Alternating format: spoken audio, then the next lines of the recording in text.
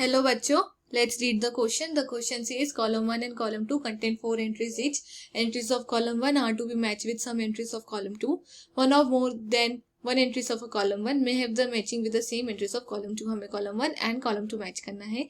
column 1 में first दिया गया delta G of a system at constant temperature and pressure. So delta G of a system का formula होता है minus NFE.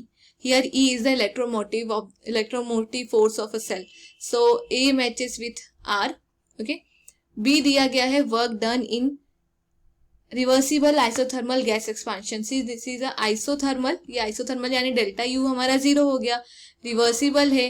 Work done इसके case में जो फॉर्मूला होता है work done is NRT ln of P2 by P1. So B match होगा with R Q.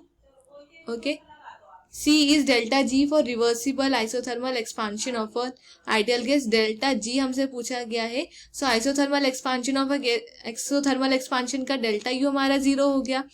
So हमारा जो delta G है delta U के ही इक्वल होता है isothermal का.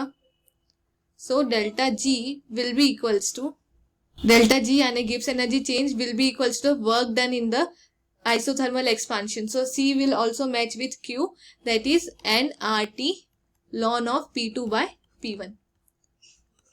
So C matches with Q. Okay. D दिया है delta S for isothermal expansion of an ideal gas. delta S यानी हम एंट्रोपी चेंज का फॉर्मूला जो हमारे आइसोथर्मल एक्सपांशन का होता है it is NR ln of V2 by V1 and hence we can also use V2 by V1 के form में NR ln of P1 by P2 when volume is constant. So D matches with P as well as S. So this is our final answer. Hope you understand it well. Best of luck.